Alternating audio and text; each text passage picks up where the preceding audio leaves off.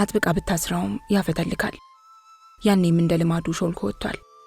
ወፋፍራም ረዥምና ለስላሳ በመሆኑ ተሽሎክልኮ በማምለጥ የመዘርጋት ባህሪ ያለው። ኧረ እባክሽ ሰብስቢው አልፎ ተርፏፍ ይገባኮ አለች ታናሽ እህቷ ወይንሸት ወደ ግድግዳው ፊቷን እንዳዞረች። ወዲያውም የተኛችበትንና ካንሶላው ጋር የለበሰችውን ወደ አፏም የቀረበውን ጸጉር ከፊቷ ላይ የከላች። ራሄልም በሰመመኗ ውስጥ እየፈገገች ከእህቷ ትከሻ ስር የተጎዘጎዘውን ጸጉሯን ሰብስባ እንደ ነገሩ ከሻሹ ውስጥ ጎስጉሳው ተንተርሰው ተኛች። ራሄል ተለይታ ከምትጠቀስበት የተፈጥሮ ጸጋዎቿ ውስጥ ጸጉሯ አንዱ ነው። ይደነቃል። ከበሩ በስተቀኝ ያለውን ግድግዳ ተደግፎ ከተዘረጋው የረገበ ሽቦ አልጋ ላይ ራሄልና ወይንሸት ተኝተዋል። በመካከለኛው ግድግዳ አጠገብ ካለው አልጋ ላይ ደግሞ እናትየዋ ወይዘሮ ጠጅቱ ገድለ ብዙ ጎናቸውን ያሳርፉበታል። በነ ራሄል ትይዩ ያለውን ግድግዳ ተገና አድርጎ ከሚገኘው የእንጨት አልጋ ላይ መንትዮቹ ጸዳለ ማርያምና አስካለ ማርያም ይተኛሉ። በዚያም ማለዳ ተሸፋፍነው ተኝተዋል። በበሩ ትይዩ ያለው ስፍራና በስተግራ የሚገኘው ግድግዳ አብዛኛውን የቤቱን ዕቃ በጠረጴዛ ደግፎና በምስማር አንጠልጥሎ ይዟል። ለመቀመጫና ለልብስ መክተቻ የሚያገለግሉት 4 የእንጨት ሳጥኖች አልጋዎችን ተጠግተው ተቀምጠዋል። ረዘም ያለው አግዳሚ ወንበር ደፉን ገባ ብሎ በስተግራ ያለውን ከፊሉን ግድግዳ ተጠግቶ ተቀምጧል። እነ ወይዘሮ ጠጄ ቤት የሄደ እንግዳ አረፍ ብሎ የሚስተናገድበት ነው። ማታ ማታ ጠንከር ያሉ ጫጩቶች አቅማቸውን እየፈተሹ ይሰፍሩበታል። በዚያ ማለዳ ቀድሞ የተነሱት ወይዘሮ ጠጄ ነበሩ። በሩን ገርበብ አድርገው ከቤታቸው በስተጀርባ በሰንሰልና በሸንበቆ አትክልት ተከቦ ከተከለለውና በጥንቃቄ ከተያዘው ሽንት ቤት ቆይተው ሲመለሱ ታዳጊዎች አውራዎቹም ዶሮዎች እየተቀባበሉ ይኮለኩሉ ጀመር። ሲካካዎቹም መለስ ቀለስ እያሉ ረገብ ባለ ድምፅ ማስካካት ቀጠሉ። በወጉ እስኪነጋና የለመዱት ጥሬ እስኪበተንላቸው ድረስ ወደ ደጅ አልወጡም። የእናታቸው መንጎዳጎድና የዶሮቹ ጩኸት ሁሉንም ከእንቅልፋቸው ቢቀሰቅሳቸውም አልነቁም። በሰመመን ውስጥ ነበሩ። ዕለቱ የህዳር ሚካኤል ማለዳ ነው። በዋዜማው ከመተኛታቸው በፊት ባቀዱት መሰረት ወይዘሮ ጠጄና መንትያ ልጆቻቸው አስካለና ጸዳለ ማርያም ለበዓለ ንግሱ በማለዳ ሊሄዱ ነው። የሁሉም ታናሽ ወይንሸት ደግሞ ወደማይታጎለው የመማር ተግባሯ ትሰማራለች። ታላቂቱ ራሄል ግን ወይንሸት ብቻ ወደምታውቀው የቀጠሮዋ ቦታ አረፋፍዳና ተዘጋጅታ ለመሄድ ወስናለች። ድንገት የሚጣፍጥ መዓዛ ውድ ሲያደርጋት መንፈሷ ነቃና አይኖቿን ቀስ ብላ ገለጠቻቸው። እናቷ ወይዘሮ ጠጄ ሳንዱቃቸውን ከፍተው የበዓል ልብሶቻቸውን እያወጡ ነበር። በውስጥ ልብስ የነበሩትን እናቷን ልብ ብላ አስተዋለቻቸው። ትልልቅ የነበሩ ጡቶቻቸው ወድቀዋል። ካገጫቸው ጀምሮ ቁልቁል አንገታቸውን አዳርሶ እስከ ደረታቸው አጋማሽ የወረደው ንቅሳት በተሸበሸበውና በቀዩ ቆዳቸው ላይ ውበቱን ቢያጣም አልደበዘዘም። ነፋስና ፀሐይ ከሚፈራረቅበት ከተጋለጠው ለይቶ ከደረታቸው እስከ ባታቸው ያለው አካላቸው ከቅላትም ወደ ንጣት ያደላል። ምንድነው የሚሸተኝ ጥሩ ሽታ ጠጅዬ? አለቻቸው እናቷን በጎረነነ የጠዋት ድምፅ። እሳቸውም መለስ ብለው አዩአትና ነቅተሻል እንዴ ራሄሌ ደህና አደርሽ? አሏት ጥያቄዋን ተውት አድርገው። ራሄልም እንደተጋደመች ያንን ጥሩ መዓዛ ወደ ውስጧ ደጋግማ እያስገባች አዎ ነቅቻለሁ ማዬ፣ ያነቀኝ ግን የሸተተኝ ጥሩ ሽታ ነው። ሽቶ ተቀባሽ እንዴ? አለች ደግማ። የምን ሽቶቴ? ልብሴ ታጥቦ ሲገባ የታጠነ የጠረንጭ ሳጭስ ይሆናል እንጂ አሏትና ያወጡትን ባለ ጥልፍ ወፍራም የሸማ ቀሚስ አጠለቁ። መቀነታቸውን ሸብ እያደረጉ ከበስተቀኛቸው ካለው አልጋ ላይ ተሸፋፍነው የተኙትን መንትዮች ለማንቃት ድምፃቸውን ጎል አድርገው አስካል፣ ጸዳል ተነሱና ለባብሱ ለቅዳሴ እንድንደርስ ቶሎ እንውጣ አሉና ተንጠራርተው ብርድ ልብሳቸውን ጎተቱት። ሁለቱም ነቅተውና ደንግጠው በመነሳት አልጋቸውን ለቀቁ። የእነሱም ጸጉር ሉጫና ረጃጅም ቢሆንም ከራሄል ጋር አይወዳደርም። ከእናታቸው የወረሱት በረከት ነው። በሚያስገርም ሁኔታ ደግሞ የወይንሸት ጸጉር ከርዳዳና ደረቅ ሲሆን እድገቱም ውሱን ነው። በቆዳዋ ቀለምም ተለይታ ጠይም ነች። ተቀሳቅሰው ከተነሱ በኋላ ተሰነዳርተው ወደ የፊናቸው የሄዱት ሄደው ራሄል ከቤት ቀርታ ቤቱን ለማስተካከል ጉድ ማለት ጀመረች። ጥቅማቸው ባይናቅም በየጠዋቱ ያጎደፉትን አካባቢና ዕቃ መጥረግ ዶሮዎቹን እንድትጠላቸው እያስገደዳት መጥቷል። የዕለቱን ወግ ለማድረስ በቤቱ ውስጥና በአካባቢው የነበረውን ቆሻሻ ጠራርጋና ቆልላ በእሳት አቃጠለችው። የቆሻሻው ጭስ ከአካባቢው ሌላ ጭስ ጋር ተዳምሮ በቀዝቃዛው አየር ላይ ተንሳፈፈ። በአፄ ሚኒሊክ ዘመን ለህዳር በሽታ መከላከያነት የተጀመረው ቆሻሻን ጠርጎ የማቃጠል ልማድ የዕለት ተዕለት ተግባር መሆን እንደሚገባው ማታውኑ ከእህቶቿ ጋር ስትነጋገርበት ነበር። ከአጎዛ ገበያ ራስጌ ግድግዳ ለግድግዳ ተቆራኝተው የዛገና የነተበ ጣራቸውን ተሸክመው በርካታ ነዋሪዎችን ያስጠለሉት የጎሰቆሉ ቤቶች ከእንደራሴ ሆቴል ጀርባ በቅጡ ገባ ካለ ቦታ ላይ ተኮልኩለዋል። የነራሄልም ቤት ከነዚህ ጎስቋላ ቤቶች አንዱ ነው። ከዚያው ችምችም ካለው መንደር ውስጥም ከነራሄል ቤት ትይዩ ያሰገደች ወልዴ ቤት ይገኛል። የፊት ለፊት ግድግዳው ኖራ ተቀብቶ ተለይቶ ይታያል። በምልክት የሄዱ ዝና የሰሙ ጠላ ጠጪዎችና አረቄ ወዳጆች በቀላሉ ያገኙታል። በጥሩ ጠላዋ ሐሞት በሚከት አረቄዋ የታወቀችው አሰገደች የደራ ገበያዋን እንደ ሞቀ ለማቆየት ተግታ የምትሰራ ታታሪ ናት። የጠላና ያረቄ ንግዷ ውሎ አድሮ ወደ ጠጅ ቤትነት እንዲያድግ ምኞት ነበራት። ምኞቷን እውን ለማድረግ ያለ መሰልቸት በመስራቷ በአካባቢዋ ታዋቂ ሆናለች። መሃን በመሆኗ ምክንያት የፈረሰውን ትዳሯን መልሳ ለመቀጠል ሐሳቡም የላትም። ከጠጪ ደንበኞቿ መካከል ለወዳጅነትና ብሎም ለትዳር የሚጠይቋትን ሁሉ ቁርጥ ባለ መልሷ ታርቃቸዋለች። ጥረቷና ህልሟ እንደየደረጃው ስራዋ አድጎ የጠጅ ኮማሪት ደግሞም ከፍ ስትል ብዙ ሴቶች የሚያስተዳደር የትልቅ ቡና ቤት ባለቤት ለመሆን ነው። ያሰገደች ቤት ከግራና ከቀኙ ቤቶች በሸንበቆ አጥር ተለይቷል። ከፊት ለፊቱም ታጥሯል። ከስር ከስሩ ለሚተካው ጠላ ጠመቃ ስራ ስጥ ማስጫና አንዳንዴም ለጠጪዎች ቤት ሲጠብ ማስተናገጃ የሚሆነው ምድራፍ ዘወትር በንጽህና ይታያል። የጽዳቱን ስራ ያለማሰለስ የምትሰራው ያሳደገቻት የሟች እህቷ ልጅ ቀለሟ ጣሰው ናት። ቀለሟ የ8 ዓመት ልጅ ሆና እናቷ በህመም በመሞቷ አሰገደች ተቀብላ ያሳደገቻትና የሁለተኛ ደረጃ ትምህርቷን አጠናቃ ያለ ቀጣይ ትምህርትና ስራ እቤት የዋለች ወጣት ነች። ላሰገደች የጠላና ያረቄ ንግድ ስራ ከፍተኛ ድጋፍ ሆና ትረዳታለች። የ12ኛ ክፍል መልቀቂያ ፈተናዋን በ1964 ዓ.ም ከወሰደች በኋላ ለጥቂት ወራት ስራ ፍለጋ በተለያዩ መስሪያ ቤቶች ደጃፍ ተመላልሳ ተስፋ በማጣቷ ያክስቷን ስራ በመጋራት ጊዜዋን ማሳለፍ የመረጠች ናት። አሰገደችም ቀስ በቀስ የመሸታውንና ከቤት ውጭ የሚያባክናትን ስራ ለቀለሟ እየለቀቀች በቤት ውስጥ የሚሰራውን በማከናወኑ ቀጠለች። አንድ ሰሞን አሰገደች ታማ አልጋ ይዛ ሰንብታ ነበር።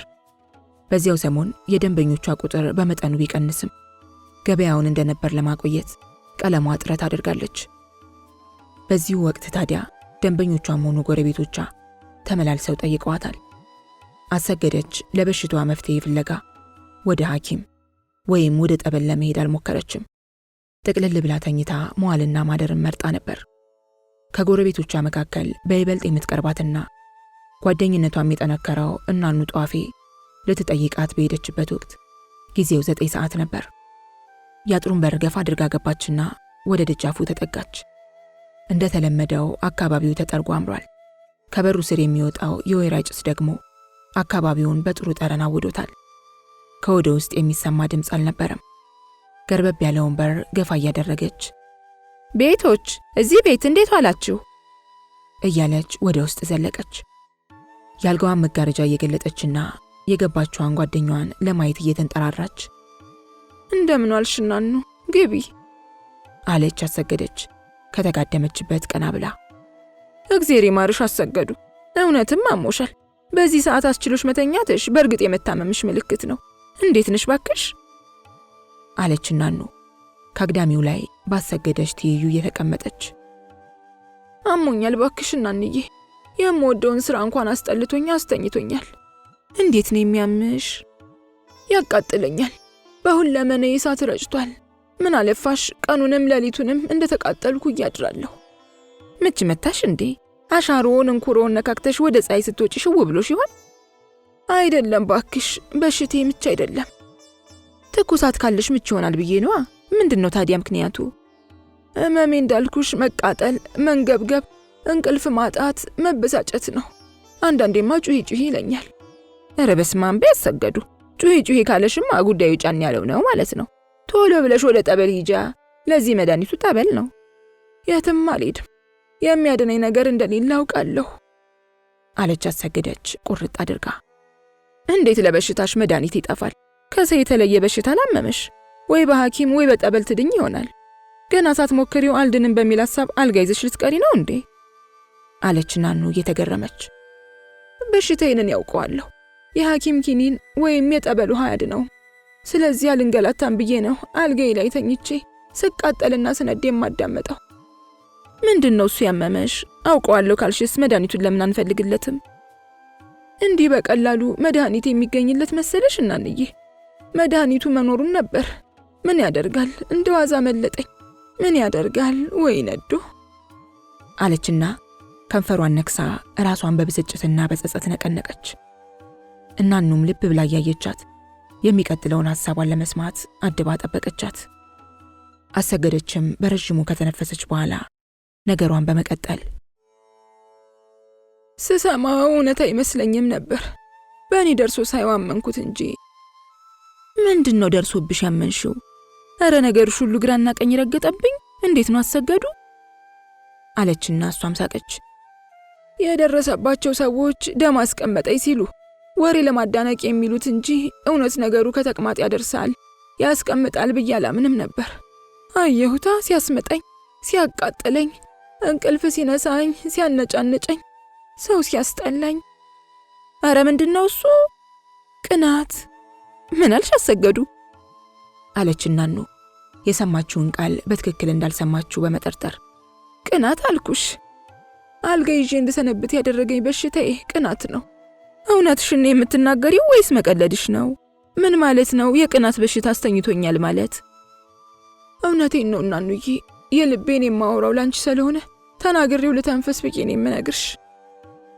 ለቅናት ያበቃሽ ጉዳይ ምንድነው? እሺ ዙሪያ ጥምጥም ሳትሄጂ ግልጡን ነገር ንገሪኝ እስቲ።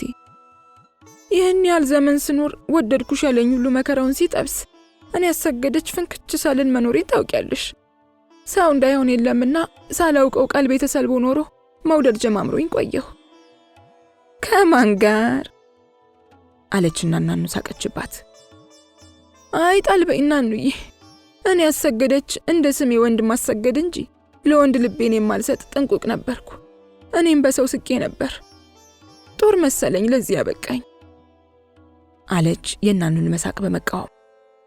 እሱን ታዩና ቁም ነገሩን ቀጥይ። ማን ነው እሱ ለዚህ ያበቃሽ ጀግና? ደጋግመሽ ሳታዩ አትቀሪም። ከኔ ቤት ያጠመደ ያጣውም ነበር። ሞት ቢሆን ማታ ማታ እዚህ ሳይደርስ አይሄድም። ያንን 100 አለቃ ልባላልሽው። ቀዩ ረዘም ያለው ልጅ ግርብጤው ሰውዬ ከሆነ ደጋግሜ ይቻለሁ። ጭምት በጤ መሰለኝ። ወታደር ይሁን አይሁን አላውቅም። የሲቪል ልብስ ለብሶን ያየሁት እሱ ነው። ልክ ነሽ። ማንነቱን ሸሽጎ ነው የሚመጣው።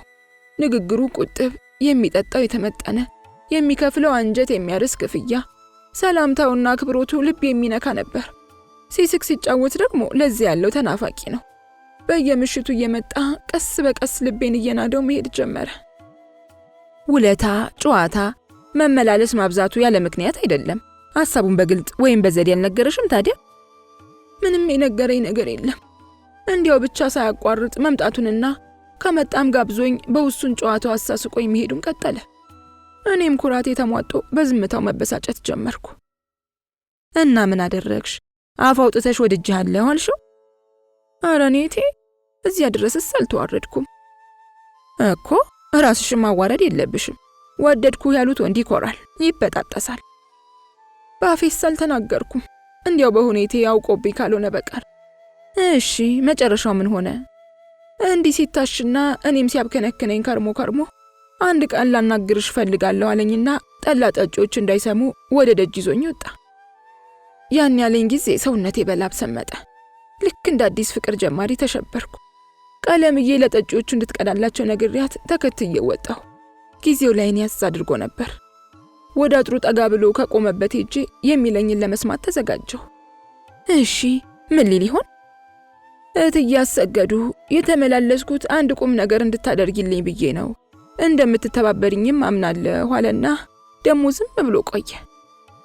ምንድነው ቁም ነገሩ? ትንሽ ቆይቶ አከብርሻለሁ፣ ታታሪነትሽን አደንቃለሁ፣ ቁም ነገራምነትሽን አይቻለሁ፣ የኔንም ሐሳብ ከዳር እንደምታደርሽልኝ አልጠራጠርም የሚል ሀተታውን ከደረደረ በኋላ ፍርጥ አድርጎ ሲያመላልስ የኖረውን ነገር ነገረኝ። የዚያን ዕለት የተተከለብኝ ራስ ምታት እስካሁን ይነዝረኛል። ምን አድርጊልኛለሽ? እናኑ ጥያቄዋን አጠነከረች። እንደ እናት ሆነሽ ዳሪኝ አለኛ። ማንን ዳሪልኛለሽ? እንኳን አንቺን እኔንም አስደነገጠኝ። ቀለሟን ከጅሎ ኖራል የተመላለሰው?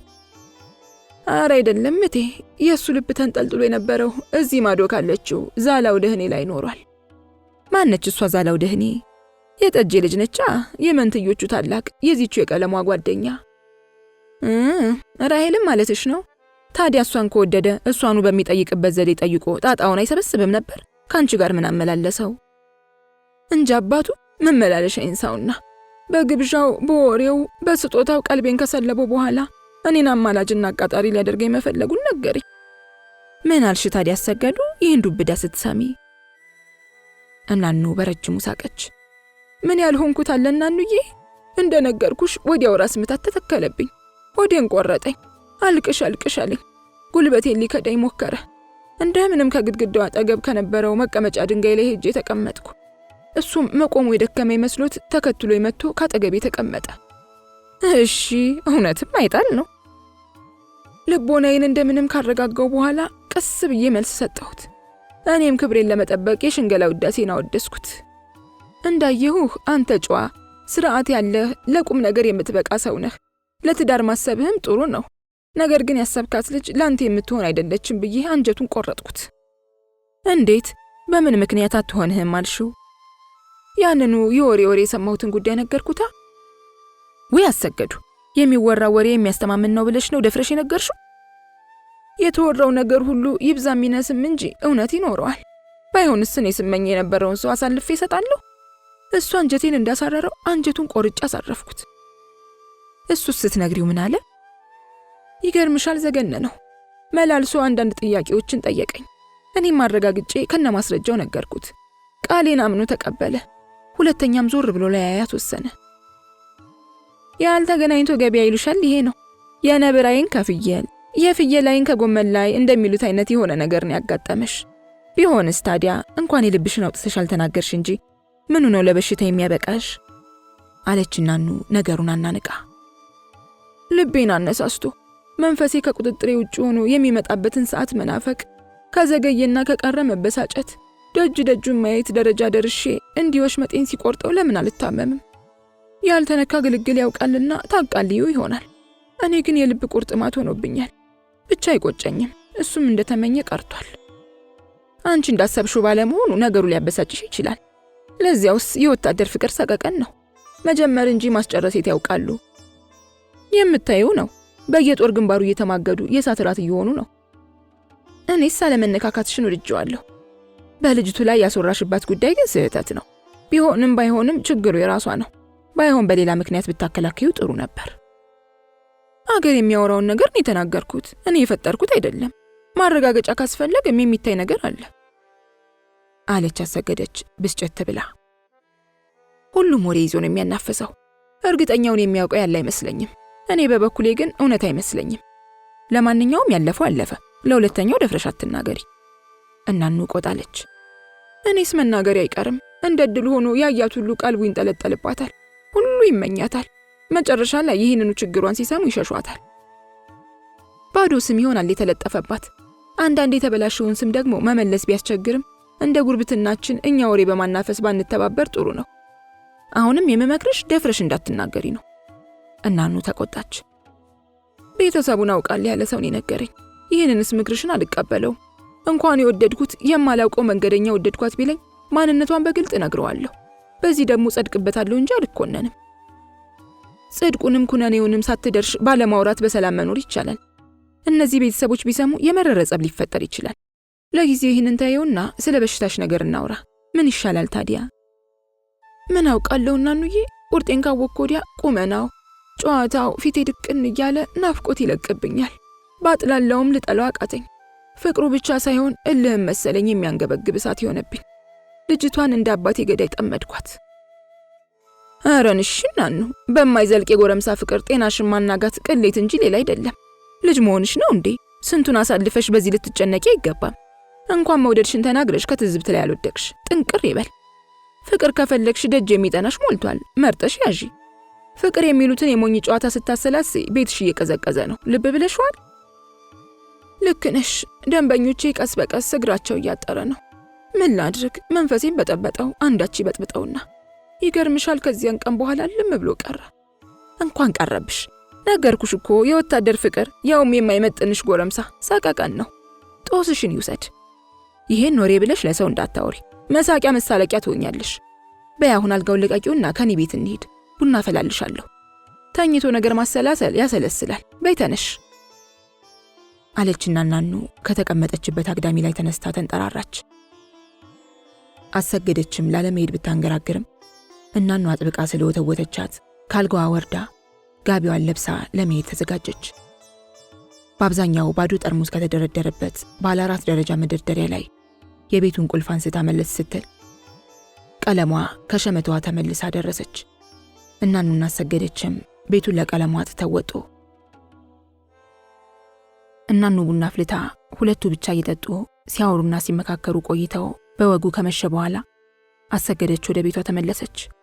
በእናኑ ምክርና ተግዛዝ እንደ መርግ ተጭኖ እንደ ሳስ ሲለበልባት የነበረው ጉዳይዋ ቀለል አለላት። በማግስቱም አልጋውን ለቃ በቤቷ ውስጥ ተንከላወሰች። ቀስ በቀስም ራሷን እያጠናከረች ወደ ቀድሞ ጥረቷ ተመለሰች። 6 ወራት አለፉና አሰገደችም የብቻ ፍቅሯን ረሳችው። ከሰዓት ስለምትሄድበት ጉዳይ ያሰላሰለች ራሄል ልቧ በተስፋ ሞቅ ብሏል። የምሳ ወጥዳ እያበሰለች ነበር። ድንገት ከጆሮዋ ጥልቅ አለ። ጸጥ ብላ አዳመጠች። የሚጠራት ሰው መኖሩን አረጋገጠችና ወደ ደጅ ብቅ አለች። ከበሩ ላይ ቆማ ግራና ቀኙን አየች። ሰው አልነበረም። ከአጥሩ ስር የነበረው ትንሽ ልጅ እንደገና ስሟን ሲጠራ አቅጣጫውን አውቃ ወደ አጥሩ ሄደች። ልጁን በካኪ ፖስታ የታሸገ ነገር አቀበላት። ዕቃውን እየተቀበለች ምንድን ነው አለችው። ምን እንደሆነ አላውቅ፣ አንድ ሰውዬ ስጥልኝ ስላለኝ አመጣውልሽ። ማን ነው ሰውየው? ሰውየውን አላውቀው። ጫማ ስጠርግለት የዚህ መንደር ልጅ መሆኔን ጠየቀኝ። አዎ አልኩት። ቀጥሎ አንቺን ጠየቀኝ። አውቃታለሁ አልኩት። በኋላ ይህንን ዕቃ ስጥልኝ አለኝና አመጣውልሽ። ሰውየው አሁን አለ? ሊስትሮዬ ጋር ቆሟል። እስክትመለስ ጠብቃለሁ ብሎኛል። እስቲ መኖሩን እይና ንገረኝ አለችው።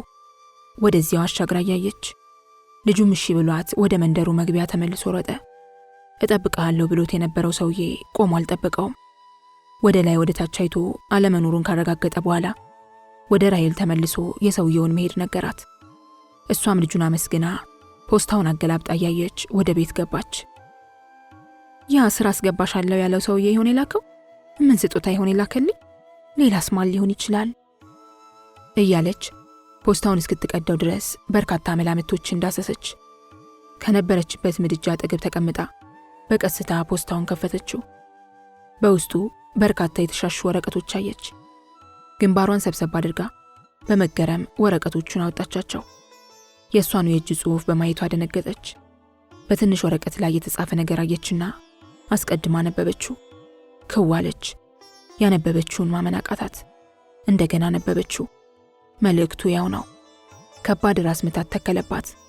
አፏን ይዛ በዚያው መልእክት ላይ አይኖቿን እንደገና በዝግታ አመላለሰቻቸው።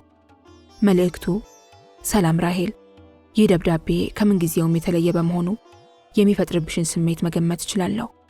ማወቄ ሊያስደነግጥሽ ይችል ይሆናል። መሆን ያለበትን በቁርጥ ወስኛለሁ። ከእንግዲህ አንገናኝም። ያለፈውም ስህተትና ጸጸት ነው። ፎቶሽንና የተለዋወጥናቸውን ደብዳቤዎች መልሼልሻለሁ። ፎቶዬንና የጻፍኩልሽን ደብዳቤዎች መልሽልኝ፣ አለበለዚያ አቃጥዮ። ተዋደን እንደነበርና እኔን በተመለከተ በሰዎች መካከል ምንም ነገር ባትናገሪ ደስ ይለኛል። የነበረውን እንዳልነበር እርሹ። ከህሊናዬ ፍቄሻለሁ። ለዘላለም እርሽኝ። አንቺም ኤፍሬም ነኝ ይላል። ለተወሰነ ጊዜ በድንጋጤ ደንግዛ ቆየች። እናቷና እህቶቿ ከዋሉበት ውለው ሊመለሱ እንደሚችሉ ትውስ ሲላት የያዘችውን ፖስታ ከእንጨት በተሰራ የልብስ ሳጥኗ ውስጥ አስቀመጠችው። ሐዘን ወረራት። መንፈሷ በመታወኩ ፊቷም ተለዋወጠ። ኤፍሬምን ድንገት የለወጠውና ለመለያየት ውሳኔ ያበቃው ምክንያት ምን ሊሆን እንደሚችል ለመገመት አሰበች። ሊከሰትላት አልቻለም። ብዙ ቁም ነገር ያወራላት፣ በርካታ እቅዶችን የነደፈ፣ ብዙ ጊዜም በቁም ነገረኛነቱ ያገኘችው ኤፍሬም ለወደፊቱ ያላንቺ አልኖርም እንዳላለ ከወዲሁ ለመሸሽ በመቸኮሉ እያበሳጨ ገረማት። በዚያ ወቅት የሁለተኛ ዓመት የኮሌጅ ተማሪ የነበረው ኤፍሬም ከራሔል ጋር በዳግማዊ ሚኒሊክ ትምህርት ቤት የተማረ ነበር። በፍቅር ተፈቃቅደው የወደፊት ሕይወታቸውን ለማጣመር የተስማሙት የ12ኛ ክፍል ተማሪዎች በነበሩበት ዕድሜ ነው። 4ቱን ዓመታት በሰላምና በመተሳሰብ አንድ የሚያደርጋቸውን አመቺ ጊዜ በማሰብ አሳልፈው ነበር። ኤፍሬም ከኮሌጅ ተመርቆ ሥራ ይዞ ራሱን የሚችልበት ጊዜ ሲቃረብ ይህን ድንገተኛ የውሳኔ መልእክት በመላኩ ጉዳዩን ከሷ ሥራ አጥነትና ከድህነት ጋር አገናዝባ ታዘበችው። በኋላም ስታባዝተው ለቆየችው ሐሳብ ውላ በጀችለት። የጻፈላትን ደብዳቤዎች ሁሉ ላለመመለስና ላለማቃጠል ወሰነች። ኤፍሬምን ምን ለወጠው? የድሃ ልጅ መሆኔ? ሥራ አጥ መሆኔ? ጠለቅ ያለ እውቀት ስለሌለኝ? ወይስ ምን አደረገች ብለውት ይሆን በሚል የተሰናሰለ ጥያቄ ራሷን በራሷ እየጠየቀች ያላንዳች መልስና ፍንጭ ስትብሰለሰል ቆየች። በህሊናዋ ሙሉ የነበረውን ጭንቀት ለጓደኛዋ ለቀለሟ አካፍላ ለመተንፈስ ፈለገች። ከቤታቸው ባሻገር ወዳለው የነቀለሟ ቤት አጥር ተጠግታ ተጣራች። ጥሪዋን የሰማችው ጓደኛዋ ከመኝታዋ እንደተነሳች ወጥታ አነጋገረቻት። እንደምትፈልጋት ስትነግራት ልብሷን ለመለወጥ ተመልሳ ገባች። ሞቅ ደመቅ ማለት የጀመረችው የህዳር ፀሐይ ወርቃማ የማለዳ ጨረሯን በመንደሩ ላይ ፈንጥቃለች። ሕይወት ያለው ነገር ሁሉ ዘና ማለት ጀምሯል። በየመንደሩ የተጫጫሰው የህዳር ማጠንት ጭስ በአየሩ ላይ ይንሳፈፋል። የህዳር ሚካኤልን ክብረ በዓል ለመካፈል ወደ ቤተ ክርስቲያን የሚሄዱት ሰዎችም ከየቤታቸው እየወጡ እንደ ጉንዳን ሰልፈኛ መንገዱን ይዘው ይተማሉ። ራሔል በተቀመጠችበት ዙሪያ የመንደሩ አውራዎች ይኮኩላሉ። ሲካካዎች በአውራዎች ዙሪያ ይሽከረከራሉ። እናቲት ዶሮዎች ከጫጩቶቻቸው ጋር ይጫጭራሉ። ራሔልም ከፀሐይዋ ጨረር ስር ተቀምጣ የጓደኛዋን መምጣት እየጠበቀች ሉጫ ጸጉሯን ከጉንጉኑ ትፈታው ነበር። የሁለቱ ጓደኝነት የተጀመረው በሰፈር ልጅነት ሲሆን የተጠናከረው ደግሞ በትምህርት ቤት ነበር። ቀለሟ የራሔልን ጓደኝነት የጠበቀችው አብራ ለማጥናት ስትል ነው። ራሔል በየዓመቱ ተሸላሚና የምትመሰገን ተማሪ ነበረች።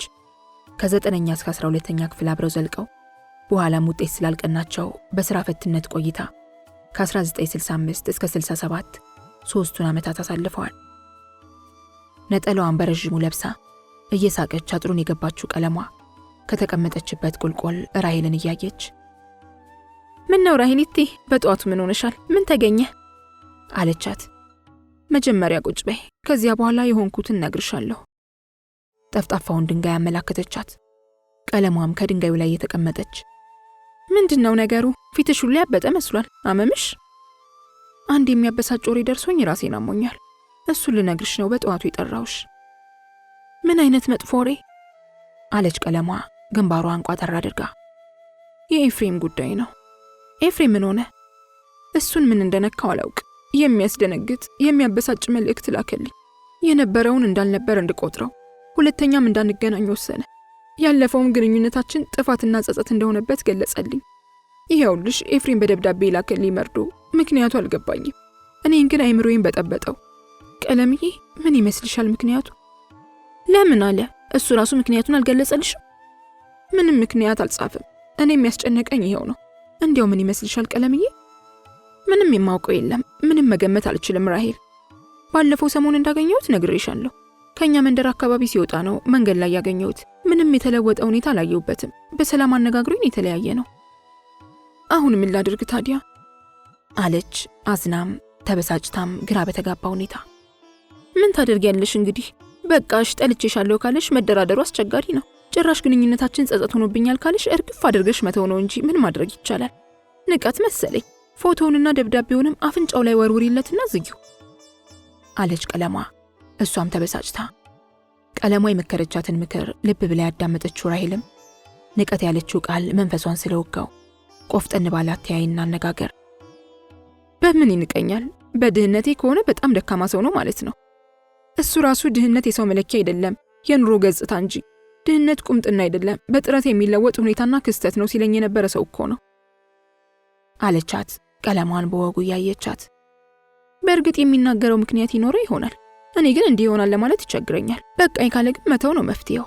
በእርግጥ ይጎዳሻል። ምን ታደርጊዋለሽ? ፍቅርን በውዴታ እንጂ በመለማመጥ ወይም በበታችነት ተሽቆጥቁጦ ማቆየት አይቻልም አለች ቀለሟ የመሰላትን ምክሯን በማሳጠር። ራሄልም በውስጧ ሲንቀሳቀስ የነበረውን የተመሰቃቀለ ስሜት ተጭና በመያዝ በዝምታ ቀርቅራ ቆየች። እልህ በውስጧ አንሰራራ። ንቀት የሚለው ቃል እንደገና ወጋት።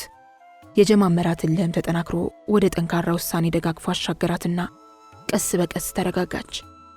ስሜት ፈንቅሎት ከዓይኖቿ ስር ተጠራቅሞ የነበረው እንባ እንዲፈስ አላደረገችውም። ራሷን ተቆጣጠረችውና ወደ ውስጧ አሰረገ። በዚህ ጊዜ ቀለሟ በረዥሙ ተንፍሳ ምን ወሰንሽ ታዲያ አለቻት፣ ስሜቷን ለማንበብ እየሞከረች። ራሄልም ከበፊቱ በተረጋጋ ሁኔታና አነጋገር በእርግጥ አንድ ውሳኔ እንዲኖረኝ አስቤያለሁ፣ ወስኛለሁ። ከእንግዲህ ዋናው ቁም ነገሬ ሰው መሆን ነው። በዚህ በናቀኝ ሰውና ህብረተሰብ መካከል ሰው ሆኜ መገኘት አለብኝ። ሰው ለመሆን ከመቼውም በላይ ወስኛለሁ በቃ አለቻት፣ የምሬት ፈገግታ እያሳየቻት። ቀለሟን በመገረም ሰው ማንሽ ምን ማለት ነው ሰው ሆኜ መገኘት ማለት አለቻት፣ ግንባሯን ቋጥር አድርጋ ሁለመኗን እያየቻት። ሰው የምሆነውማ አለችና ራሄል ላፍታ ዝም ብላ ቆይታ ቀጠለች። በሞራልና በኢኮኖሚ ድህነት ታንቆ አሉባልታ ሲያናፍስ በስንፍና ተርመጥምጦ ካለው ህብረተሰብ መካከል እንደምንም ራሴን መንጭቄ ወደ ከፍታ ማድረስ ነው። አምናለሁ ሰው እንደምሆን። ያኔ ነው ኤፍሬምን የማነጋግረው። እስከዚያው ምክንያቱን አልጠይቀውም፣ ደብዳቤውንም አልመልስለትም በቃ አለች ተረጋግታ። የራሄል ንግግር የብስጭት ጉራ ነው ከሚል እሳቤ በመነሳት በምን ተአምር ነው ከሰዎች መካከል የተለየ ሰው ለመሆን የምትችይው አለች ቀለሟ በመገረም። ራሄልም እርግጠኛ በሆነ ስሜት ተሞልታ ሌላ ምንም ተአምር አልፈጥርም፣ በስራ ሰው ሆናለሁ። ዓላማ ባለው ስራ የተመኘሁትን ከፍታ ደርስበታለሁ አለች። በዚህ ጊዜ ቀለሟ ከልቧ ሳቀች። ቀጠል አድርጋም ሰው ሁሉ ስራ ሳይሰራ ቀርቶ ነው እየደህየ ሳይሻሻል የሚኖረው? ዓላማ ያለው ስራና እንዲሁ ለመኖር ሲባል የሚሰራ ስራ ልዩነት አለው አለቻት ራሄል መለስ ብላ። በመቀጠል ዓላማ ያለው ስራ ስትሰሪ የዲሲፕሊን ሰው ትሆኛለሽ። ከሩቅ የምትመለከችው ግብሽ ያተጋሻል። ጊዜሽን፣ ጉልበትሽንና ውጤትሽን በዋጋው ታከብሪዋለሽ። ዋጋም እንዲያወጣ በአግባቡ ትጠቀሚበታለሽ። ሌላው ግን የዕለት ወድን ጥቂት ፍላጎትን ለማርካት በዚያም ረክቶ ለመኖር የሚሰራ ስራ ነው። ቆይ አለች ሙሉ ስሜቷንና ትኩረቷን ቀለሟ በራሄል ላይ ያጠነከረች። ቆይ ስራ ጠፍቶ አይደለም እንዴ እኔና አንቺ 3 ዓመት ሙሉ ቤት የተቀመጥን? ምን አይነት ስራ ልትፈጥሪ ነው? እንዴት እስከ ዛሬ ይሄ ሳይሳካልሽ ቆየ ራሄል? እስቲ ንገሪኝ ስለምትፈጥሪው ስራ አለቻት ቆፍጠን ብላ። ራሄልም ድንገት ቆጣ እንደማለት እያለች እኔና አንቺ እስከ ዛሬ የፈለግነው ስራ የተዘጋጀ ስራ ነው። ሌሎች የፈጠሩትን ስራ ነው ለማግኘት ስንደክም ይኖር ነው። አሁን ግን እኔ ራሴ ስራ ፈጥራለሁ። የምፈጥረውን ስራ ቢናቅም እኔ አክብሬ ይዘዋለሁ። ጊዜና ጉልበቴን አፈስበታለሁ። እንደዚያም አድርጌ ውጤት እጨብጥበታለሁ፣ አትጠራጠሪ ስትል አረጋገጠችላት። ቀለሟ ግን ቀጠለች። እኮ የምትፈጥሪው ስራ ምንድን ነው አለቻት። አልፎ አልፎ ከእናቴ ጋር የምነግደውን የጉልት ንግድ መደበኛ ስራ አድርጌ ይዘዋለሁ። እግረ መንገዴንም በተማርኩበት ትምህርት ልሰራበት የምችልበትን አጋጣሚ እከታተላለሁ። ይሄው ነው የመነሻ ነጥቤ። ይህንን ስትሰማ ቀለሟ የፌት ሳቅ ሳቀችባት። ሐሳቧን ሁሉ በሚያናንቃት ተያይ ገረመመቻት። ቀጠል አድርጋም እኔ ደግሞ የረባ ሐሳብ ታመጪ ይሆናል ብዬ በጉጉት ጠብቄሽ ነበር። አጉል ተስፋን የምታለሚው የጉልት ንግድ የትም አያደርስሽም። ይልቅ ፀሐይ ላይ ተሰተሽ እየዋልሽ የገበያ ድንጋይ መስለሽ እንዳትቀሪ አለችና ወደ ማዶ ቤታቸውን ተንጠራርታ አካባቢውን ቃኘች። አክስቷ አሰገደች የህዳር ሚካኤልን በዓለ ንግስ ለማክበር ከሄደችበት መመለሷን ትጠባበቅ ነበርና ለማየት ያብቃሽ ቀለሟ። በጉልት ንግድም ሆነ በሚያጋጥመኝ አነስተኛ ስራ ተነስቼ ዓላማዬን ተመርኩዤ ከግብ ደርሳለሁ። ይገባኛል፣ አንቺ ብቻ አይደለሽም። ስራውን ብዙ ሰዎች የሚንቁት ነው። ስራዬ ብሎ ለያዘው ሰው ደግሞ ሰው ለመሆን ያበቃል። እና ራሄልቲ የጉልት ነጋዴ ሆነሽ ጀምረሽ ሚሊዮነር ለመሆን ነው አይወሰንሽው? አዎ፣ ከጉልት ንግድ ጀምሬ ሰው የሚያደርገኝን ስራ ሰራለሁ። የዛሬው ሙከራዬ ቢሳካ ተሳካ፣ ካልተሳካ የመጨረሻ የስራ ፍለጋ ሙከራዬ ነው። ለማየት ያብቃሽ። ሰዎች ዝቅተኛ ብለው ከሚንቁት ደረጃ ተነስቼ ምናልባት ጥቂት ሰዎች ከሚደርሱበት ትልቅ ቦታ ደርሳለሁ። ምኞትሽ አይከፋም፣ ማድረግና መናገር ደግሞ ይለያያሉ። ሲሆን ለማየት ያብቃኝ። ጉልት የሚለውን ነገርሽን ግን ብትታዩ ይሻልሻል። የዛሬው ሙከራሽ ደግሞ ምንድነው? በተስፋ ስለተቀበልኩት ጥሩ ወሬ ብየዋለሁ። የሰው እስትንፋሱ መቼም ተስፋ ነውና። ምንድነው ባለ ተስፋ ወሬ ደግሞ? ባለፈው ክረምት ያን የእጅ ስራ የሰራውለትን የወይንዬን የበቆሎ እሸት ደንበኛ ታስታውሻለሽ? አዎ፣ ስለሱ ነግረሽኛል፣ አስታውሳለሁ። ስራ ፈልግልሻለሁ እንዳልሽ አጫውተሽኛል። ይሄውልሽ በገባልኝ ቃል መሰረት የትምህርት ማስረጃሽን ይዘሽ ነይ ብሎ ትላንትና ቀጠረኝ። መቼ ነው ያለሽ? ዛሬ ከሰዓት በኋላ በ8 ሰዓት መስሪያ ቤቱ እንድደርስ ነግሮኛል። ይሄ ይልቅ የተሻለ ወሬ ነው አልኩሽ እኮ። ሁልጊዜ ጥሩ ነገር ያጋጥምሻል። የሚያሳዝነው መጨረሻው ባዶ መሆኑ ነው። ይሄ እንኳን ቢቀናሽ ጥሩ ነበር። ጸልይልኝ ቀለምዬ፣ ይህንን የመጨረሻ ሙከራዬን ለውጤት እንዲያበቃልኝ። መጸለዩን እጸልያለሁ የኔ ጸሎት የሚረዳሽ ከሆነ። ለማንኛውም በወንዶች ላይ እምነት እንዳይኖርሽ ተጠንቀቂ። እንዴት? አይታወቅም የሰው ነገር። በችግርሽ ምክንያት ቀርቦ እንዳያታልልሽ፣ ወደ ባሰ ችግር ውስጥ እንዳይከትሽ። አትቀልጂ ቀለምዬ። ካለውበት የችግር ማጥ ለመውጣት እየተንገላታው እንደገና ቁልቁል የሚያሰምጠኝ ችግር የምጨምር ከሆነ ሰው አይደለሁም ማለት ነው። ሰዎች የማስመሰል ችሎታ አላቸው። ማለቴ በአንድ አቅጣጫ ብቻ አትመልከቺ ለማለት ነው። በምንም ሁኔታ አያታልለኝም። የሚሆነው ከሆነ መልካም፣ ካልሆነ ግን እንዳልኩሽ ጉዞዬን ለመጀመር ተዘጋጅቻለሁ አለች ራሄል ፈርጠም ብላ።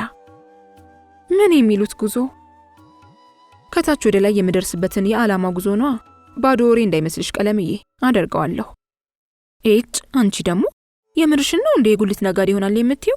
ይህን ማፈሪያ ወሬሽን ሰው እንዳይሰማሽ።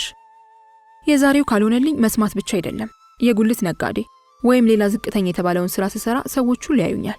እያዩኝ ግን ከወደኩበት እነሳለሁ። ይህን ህልምሽን ታዩና ይልቅ እንዳልኩሽ ጠንቀቅ በይ። አክስቴ ሁልጊዜም የምትለው አባባል አላት፣ ወንድን ማመን ጉም መስገን ነው ትላለች። ስለዚህ ጥሩ ተናጋሪ ሁሉ ጥሩ ነው ማለት አይቻልም። እንደት እያሰገደች በኑሮና በእድሜ ያረጋገጥነው ነገር ስለሌለ ሐሳቡን ለመቀበል ወይም ላለመቀበል ያስቸግራል። እሱን ወደፊት እናየዋለን። ለአሁኑ ይቅናሽ ብለሽ ጸልይልኝ። እንዲቀናሽ ጸልያለሁ። ላንቺ ካለፈልሽ እንደማትሰይኝ አምናለሁ። በዚህች ውብ ፀሐይ ፊት ቃል ገባልሻለሁ። በህይወቴ እስካለሁ ደስታዬ ደስታሽ ይሆናል አለችና ቀለሟን በፈገግታ አየቻት። የራሄል አባባል ከልቧ ነበር። ቀለሟ፣ አረ ቀለሟ የሚል ጥሪ ሰማችና ከተቀመጠችበት በርግጋ ተነሳች። ያክስቷ ድምጽ ነበር። ከነ ራሄል ቤት ትይዩ 20 እርምጃ ያህል ሻገር ብሎ የሚገኘው የቀለሟ አክስት ያሰገደች ቤት ገና አልተሟሟቀም። አሰገደች ከሚካኤል ቤተክርስቲያን ስትመለስ ቀለሟን በቤት ውስጥ ስላጣቻት ከበሩ ላይ ቆማ ተጣራች። ተደጋግሞ በአየር ላይ የተወረወረውን ያክስቷን ጥሪ የሰማችው ቀለሟም እመት መጣሁ እያለች ሮጣ ከራሄል ተለየች። ራሄልም በጥቂት በጥቂቱ ተከፍሎና ተጎንጎኖ የነበረውን ጸጉሯን እየፈታች ከሐሳቧ ጋር በፀሐይ ጨረር ስር ቆየች። ቀለሟ እንደደረሰች ገርበብ ብሎ የነበረውን የቤታቸውን በርገፍ አድርጋ ገባች። በጠዋቱ የት ሄደሽ ነው አለቻት አክስቷ ቁጣ በቀላቀለ ጥያቄ። ራሄል ጋር ሄጄ ነበር። ምን ነው ልጄ ታስለፈልፊኛለሽ? ደጋግሜ አልነገርኩሽም? አትሂጂ፣ የሷ ጓደኝነት አያስፈልግሽም አላልኩም? ተናገሪ እንጂ አላልኩሽም ወይ?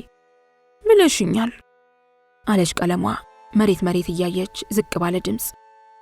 ታዲያ ምን ልታደርጊ ሳይነገ ሄደሽ ከሷ ጋር ተጎለትሽ? ጠርታኝ ነው። ምን ጉዳይ አላት? ለምን ጠራችሽ? ለስራ ውድድር ከሰዓት በኋላ ለምዝገባ እንደምትሄድ ልትነግረኝ ነው። ልትቀጠር ነው? ልትመዘገብ?